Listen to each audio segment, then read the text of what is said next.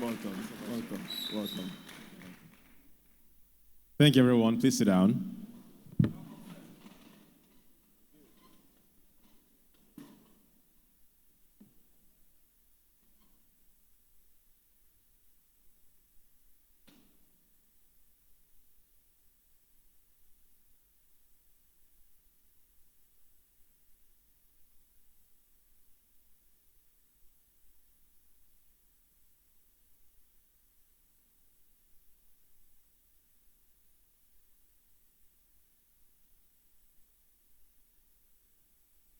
Welcome back, church. Now, don't chop. You feel all right now, Abby? All right. Okay. Let's get into the final stretch. I want to just prepare our minds with a Bible story that our father of the house started this event with. Please open to that story about the parable of the shrewd servant. That was an interesting translation that he showed at the beginning, and I thought that it was so interesting. I've never seen that verse in the Message translation before, and I want to just emphasize there. It was so good, so good. Let's have it up there. And specifically, I think we all know the story, but let's focus on the last verse of that, where Jesus was explaining the moral of that parable, where it says about the children of this world being wiser in their dealings than those of the kingdom. Okay.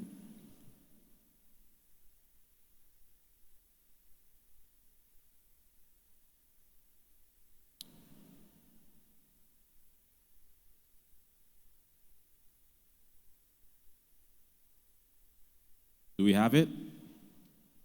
It's coming.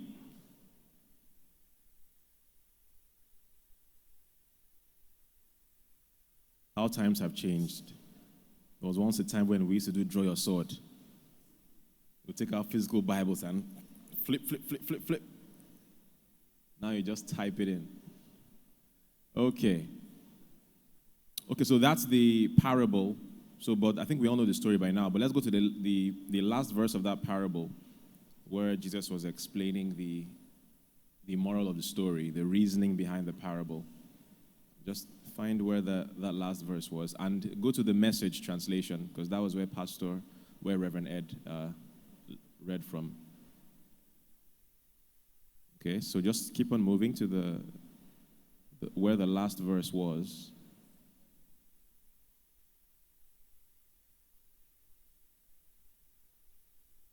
Okay, keep going.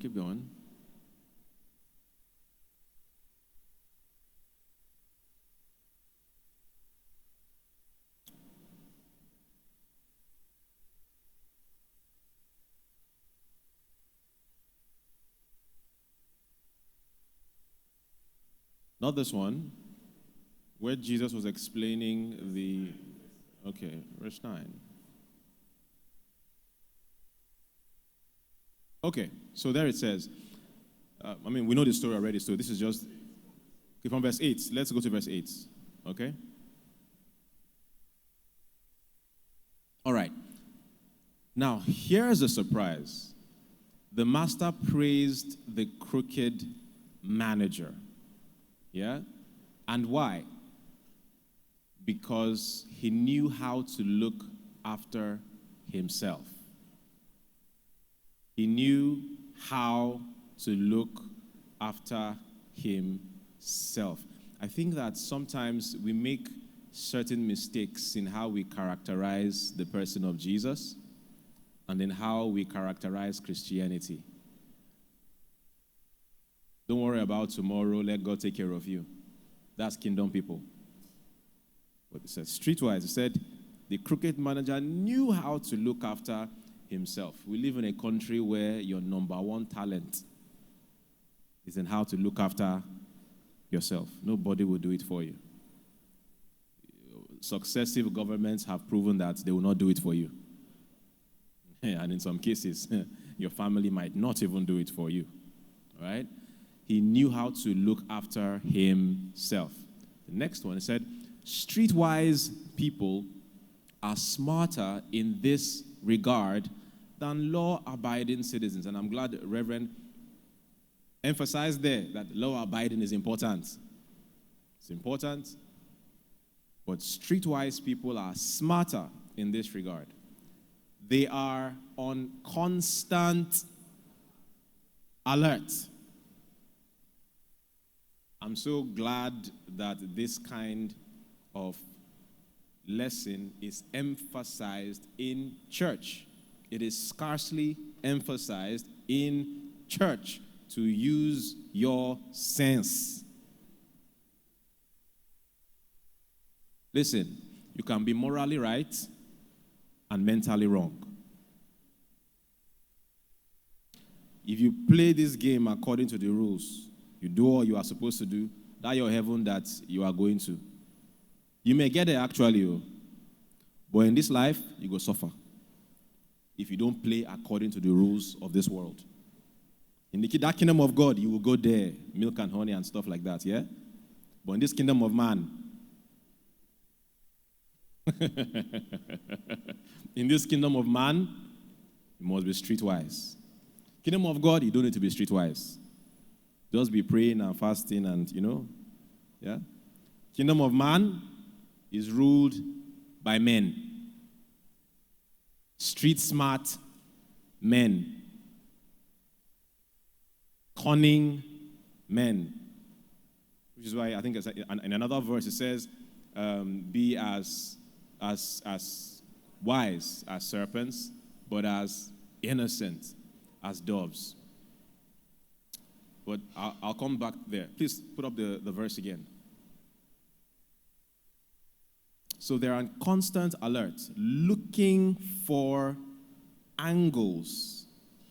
Are you looking for angles? You don't just sleep. You don't just chill.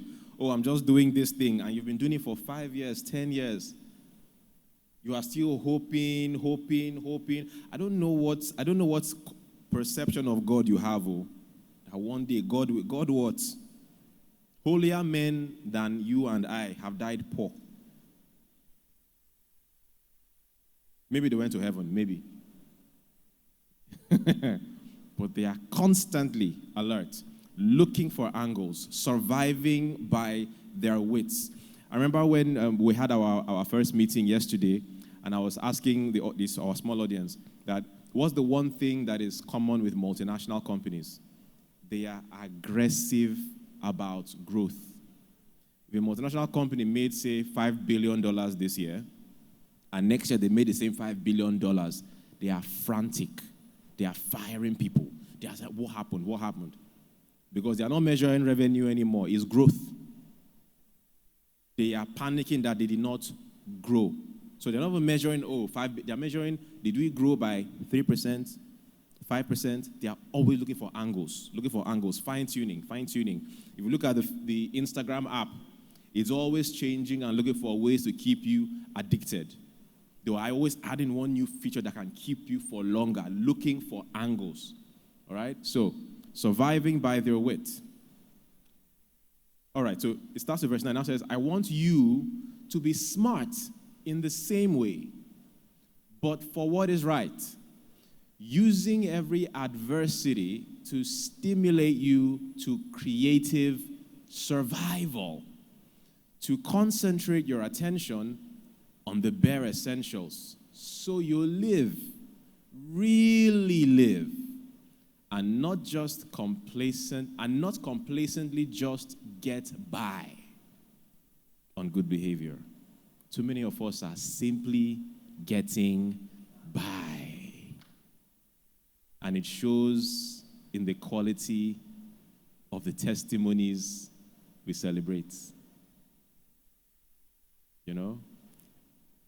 I prayed, I fasted. Man of God prayed for me, and guess what? God gave me a car. Wow.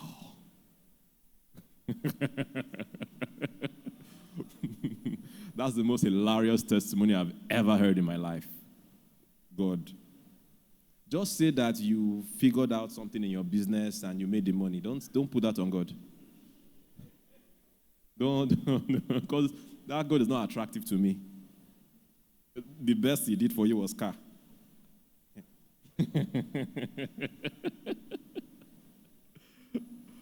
Okay, we all know about King Solomon, that he was a very wealthy king, Abi. Okay, how did he become wealthy? God came to him in a dream or a vision, and he said, "Name one thing that you want." What did he ask God for? Okay, what kind of wisdom did he get from God? What was the fruit of that wisdom? What was the horsepower of that wisdom?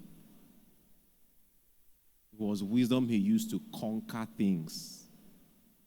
But you are saying God gave you car.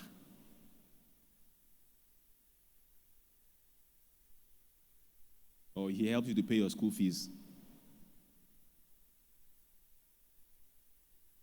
I don't know, maybe you got lucky or something. Eh? But if you are really, really sold on the idea of God that you say you profess, come on now. Yeah? I'm trying to stimulate our minds. It is the way my expectation is that I'm communicating to you. It's the way my expectation is. The reason I'm sold on this idea is that by some higher means of communicating with this God, I will receive something that I couldn't have gotten on my own. You get it? So let us all wake up. Okay, so let's go to that other verse of the Bible where it says, I'm sending you out as sheep amongst wolves. So we're leaving this one. I'm sending you out as sheep amongst wolves. Be as innocent as doves and wise as serpents. Let's get that one. Then I'll go into this.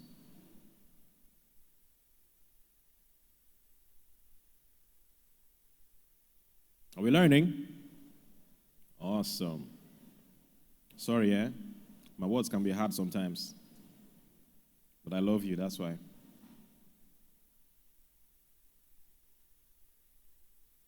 Do we have it? Do we have it? We're ready. We ready. We ready.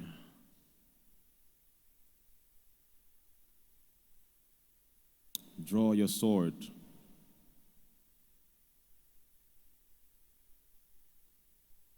ChatGPT, help us.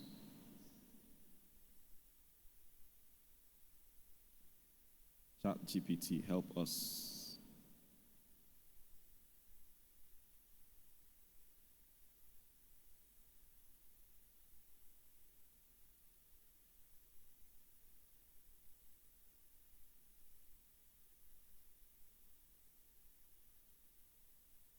Okay.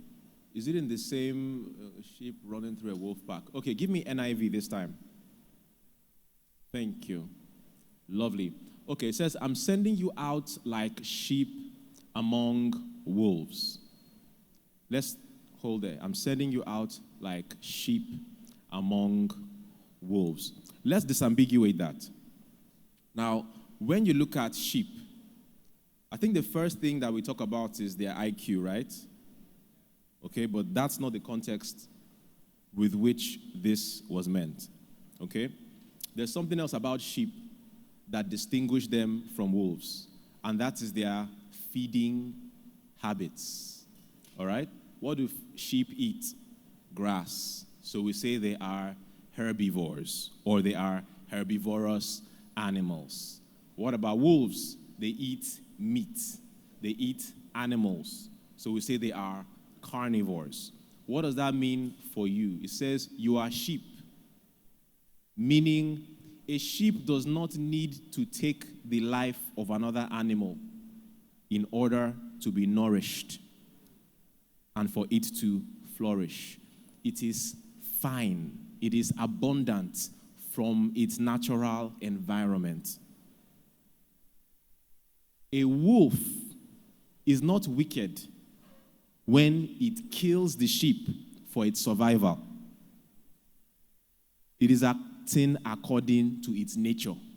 If it does not kill you and eats you, it will die.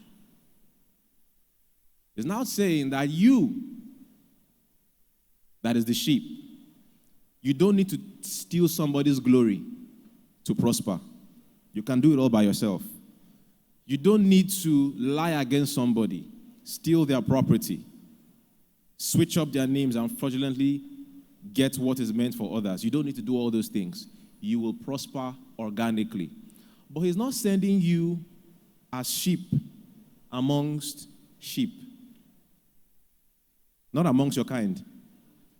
He says he's sending you, sheep, amongst wolves. So what kind of wisdom should you have when you are sent to live amongst wolves, sometimes collaborate with them, work with them, and these wolves they're not going to die. No, they will prosper. What kind of wisdom should you have? Think about it. And so the next verse says, please put it up again. Therefore be as shrewd as snakes and as innocent as doves. You know one thing about wolves? Wolves eat sheep. Figuratively, wolves need your energy, your life force to survive. Can you think of anybody you know in your own personal lives? There are people who, if they don't use you, they can't survive. And you cannot have the mind or the IQ of a sheep in that situation. You must have the wisdom of the wolf. Are you understanding me? One thing about sheep is that sometimes they can be pretty naive. So easy to use and abuse. And I'm coming somewhere. Last time I was here, I said something that we all have 4 currencies of life. You remember? MEAT. Money, energy, attention, and time. I also brought back a Bible verse that says something about someone that has a man that is in honor, that knows not. It's like the what? It's like the beasts that perish. All right? So you have energy, attention, time. A lot of times, people of God do not know the value of that spiritual currency. When you don't know what you have, you are easy to use. When you have glory on your life, but because you discard it so quickly because of present hunger, you will treat it like Esau. But what now they carry this thing do?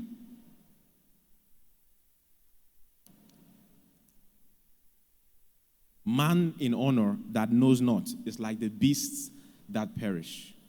So you have energy, you have attention, you have time. And I remember why I brought this up was when I was talking about the tap thing of that time. And I said that people, see, you guys, you don't see in yourselves what people see in you. And by that I mean Nigerians, not Christians now. I mean young Nigerians. You know what people see when they look at you internationally? Energy. But not admiration of your energy. They're looking at you with the way the wolf looks at the sheep. Delicious. They've got energy, but they have no sense. They don't know what to use it for. Yeah. But we know what to use that energy for. We'll give them a cause since they have no purpose. I will give them a cause. Come and tap. Yeah. They don't know now. Come and tap. Yeah. Promise them some coins. Inspire them, give them hope. You don't know what you do to energy, Abby? Tap. Go tap. Another one will still come again. Evangelizing it, because a lot of us don't know what we have. All right? But I'm going somewhere.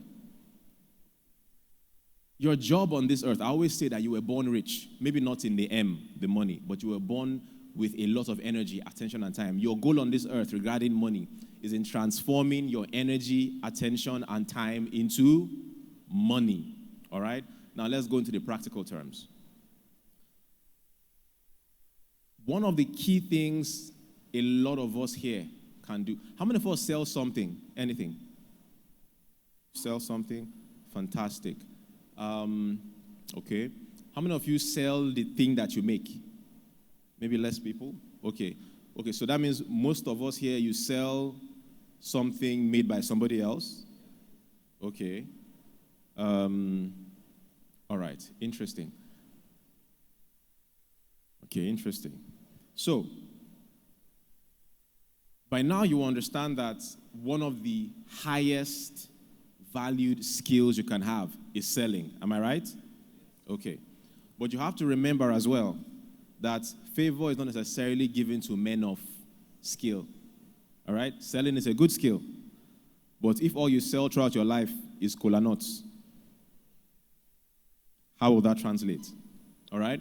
You have to think of even selling at the level of the architects of our civilization. All right? So, for example, I think last time I was here, I said one of the best things you can do right now is to Google white label space anything. Did I explain that here? Okay. Google white label, make it a habit. Anybody who sells something, or you are thinking of selling something, or you are selling, you're not making enough money, just Google white label anything. All right? What most people do when they sell, you sell maybe a brand, but you don't know that you can actually have ownership of your own brands for next to nothing. So white label means, let me quickly explain white label and not assume that you know what it is, right? So, yeah, okay, thank you. So white label simply means that they are manufacturers of all kinds of products, all right? Shoes, clothes, sneakers, just think of everything that you are putting on and they use every day. Phones, electronics, watches, you name it, socks, think about it. And these manufacturers, they don't care about having a brand. That is, they don't care about putting their name on it. Now you, the person who wants to sell, you can go direct to these manufacturers and say, put my name on this, sell to me at factory price. And they would ship it over to you. All right? Now, I know it sounds complicated, but some of us may have heard about the trade war between the US and China, right? Okay. And when they put all the tariffs on China, you saw what happened with the Chinese manufacturers, how they were coming on Instagram and TikTok to say, that this thing that you bought in the US at maybe say $5,000, come and see where they're doing it for $100.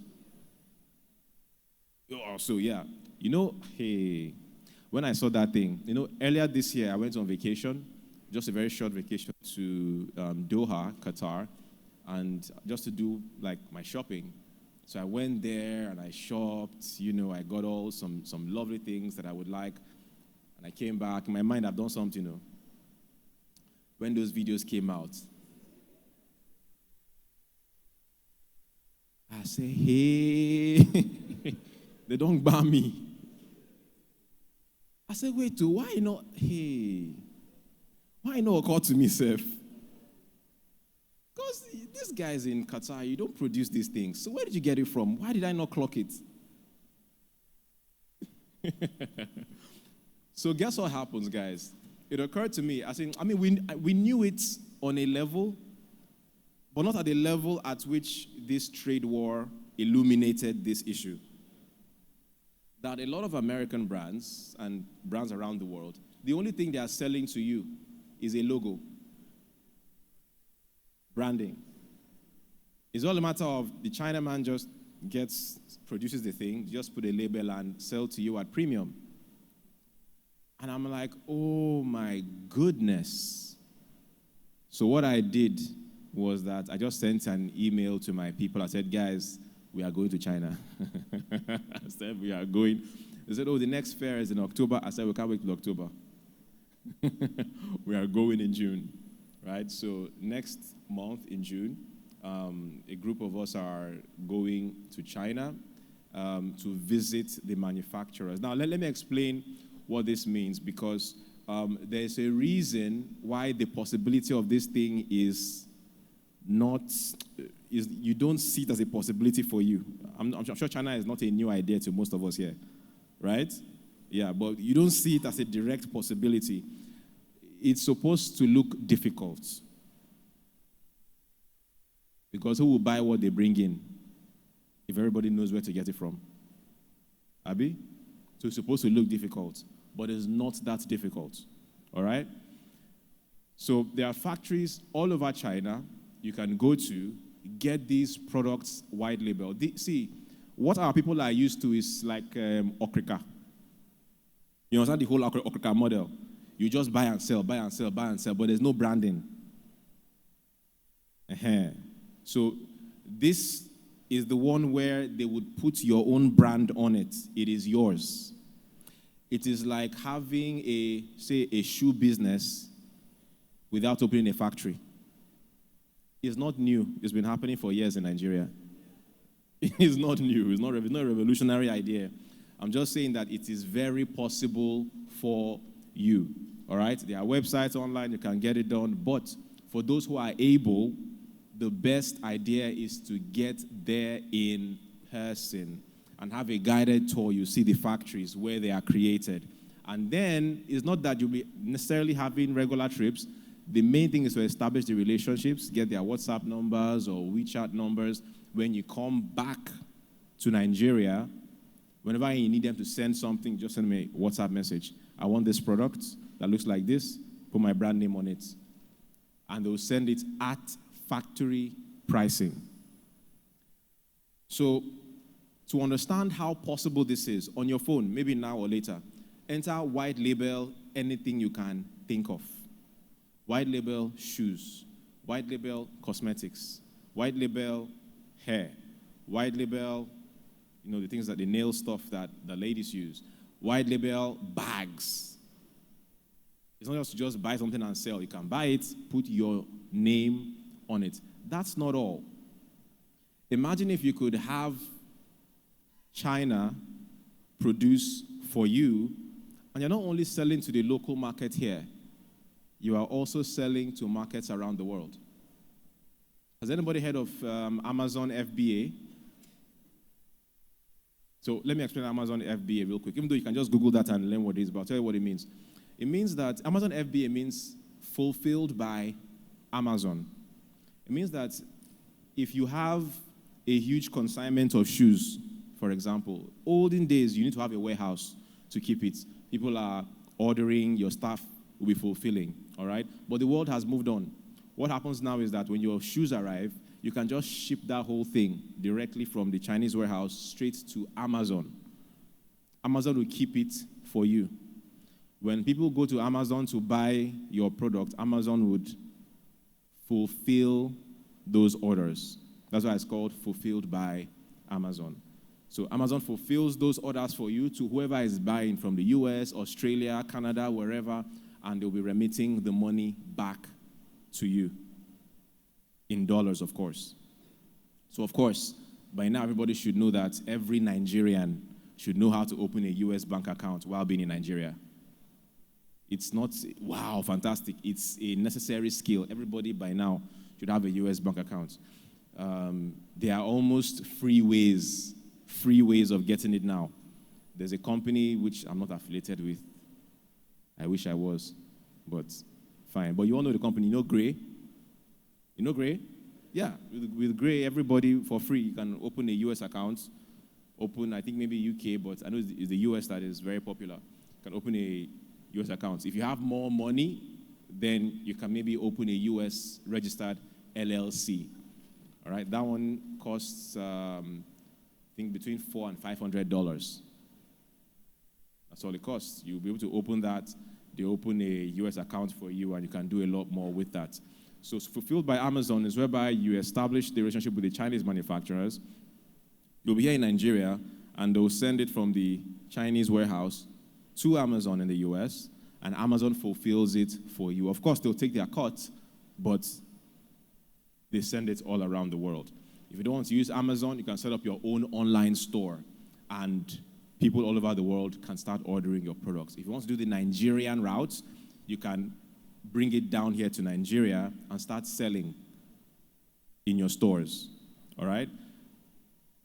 The Chinese manufacturers, they typically have something called an MOQ. MOQ means minimum order quantity. So some of them say, before we can give you at this price, you have to have a minimum order quantity of 20 or 50 or 100. What a lot of people do is that sometimes if they don't have the amount of money for that, they just come together, contribute for that order, bring it down, everybody divides it, and they sell. All right? So this is a huge opportunity to those who sell. We are going into the realm of ownership. Enough of you slaving for somebody else. All right? Or just simply being an affiliate for someone else. Ownership. There's nothing you use today that you cannot own in today's economy. It's just been hidden from you for so many years. If you want to start your own range of hair care products, you don't have to sabi anything. Sure, you know. You just need the will to just send a text to the Chinese guy, say, this hair cream or this relaxer or this whatever, I want my own in this formulation. Yes, sir. Yes, ma'am. They send it down. You are in business. No, I want you to think about it now. Essential oils, the same thing. Perfumes, the same thing. Where do you think the ones that sell here get it from? Have you ever thought about it? It just paints a picture in your mind that, oh, wow, this person is now doing this. Wow, amazing. Everybody goes to China. So why can't you? All right? So that's why we said we're doing this China thing in June. But however, this current June cohort is already full, and there's no time anyway, even if anybody was interested here. We have another one in August. So if you're interested in that one, we can talk about it. And also, I also understand that not everybody here can afford a physical visit to China. Some of us can. If you can, I urge you, let that be the gift that you give to yourself this year. Bring out that money. Take that trip to China. It will change your life. All right? To those who have the money. But to those who do not have, we are figuring out a way to make it possible for you. I can't tell here that I know what that way is. Yeah, but I've been hearing enough questions about it. People have been emailing that, I don't have up to that amount of money or anything close. Can you create something somehow? Or is there a virtual version? I've never done that before, but it seems like something we can entertain. All right? But I'm just going to open it to two different categories of people. If you can afford a trip to China, don't put that money elsewhere. Get on that plane, join us, come to China. If you cannot afford that trip, we'll figure out a way. All right? So there's something that is quite a business in Lagos and Abuja, maybe here too, I'm not sure, is where people who have gone to China resell something called a vendor list. Right? So they've gone there on ground, done the tours, and they've gotten the list of the contact details of the manufacturers, and they sell these lists to people who want to start the business. All right? So we're figuring out if we can make that option available.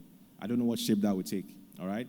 But those who can afford to be there, I urge you to be there in person. So white label has a wide range of applications. There's white label software. There are white label agencies and so on. But in Nigeria today, apart from food, what do Nigerians consume? Say what? Yes? Someone said clothes. Yes. Shoes. Fashion. You name it.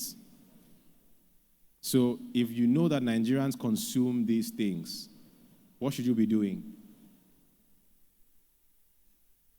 Sell what Nigerians consume. All right? The issue here is that there's people from outside Nigeria that have seen Nigeria, because I said it earlier on in the first session, that when they say Africa rising, they're looking at Africa's consumption rising. So they're coming here to sell to us here. So from you that has the home advantage and them, who has the advantage? You, of course. There's a way you, a Nigerian, can communicate a product to your fellow Nigerian that somebody else would find difficult to.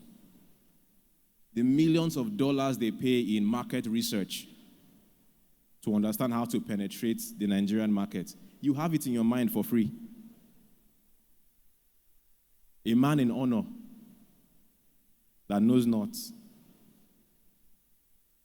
One of the beautiful things about the work that I do is that I I realized how difficult it would be for me to communicate my ideas to my audience if I wasn't Nigerian. You know, Nigerians are not, they don't really have time like that. Once they just hear your accent and they know they hear everything they talk.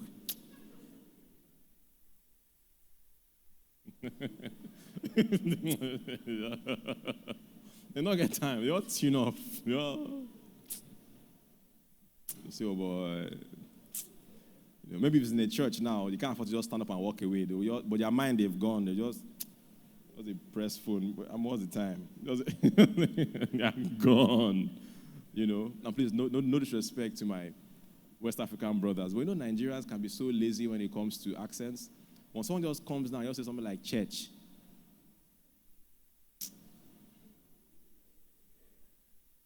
You know that other pronunciations that are not native to you will follow after that. So you just stress. We have to start hearing what they are. When somebody comes, say, how na day? You know? So let's take advantage of this opportunity. There's a link I'm going to send for those who want to get on the wait list for the next cohort. Whether you can afford to be there physically or not, I would advise you to fill in that wait list. Those who can afford to, again, I'm telling you that it will be the best money you'll ever spend. Do it. However, if you cannot, still fill it. We'll figure out a way to help people that for now can't physically make a physical trip. We'll figure out a way to make it virtual. The link is not up there, but I'll send it across sometime later. Meanwhile, your homework is this. When you go home today, just Google white label everything you know that can sell in Nigeria. Because so far you've been selling, but maybe lower priced things, and you've been selling somebody else's thing that you will share profits. Why not sell your own thing? Yeah? Why not get salespeople that will now sell your own thing? You see that? Instead of being a salesperson for somebody who has the sense to go to China. Why not get it straight and then recruit salespeople? Are we thinking? All right? This is the era of ownership. You know, and Pastor said something at the beginning about, the way you put it, I don't really remember, about something about not just getting by or something, but ownership, creating a life that your children can say, yes, my parents created a foundation for me. All right? We shouldn't be hustlers here. No more hustling. That has passed. All things have passed away. This is an era of ownership. Everybody here, whether you sabi make cloth or not, you have a clothing line. Whether you sabi make shoe or not, you have your name on your own shoe line. Let it be a thing of pride, and nobody know that it's just maybe like 50,000 naira you used. Yeah. If you do that combination of your money together, it can be that cheap. You know? Just being smart. If you combine your funds together, you can have something small, even if it's just 5 or 10, but it's your own. You start growing it. All right? Okay, guys. Let me end this. Again, I want to put up that verse. I started with Luke chapter 4. Luke chapter 4. That verse that says, the Spirit of the Lord is upon me. Let's take it together.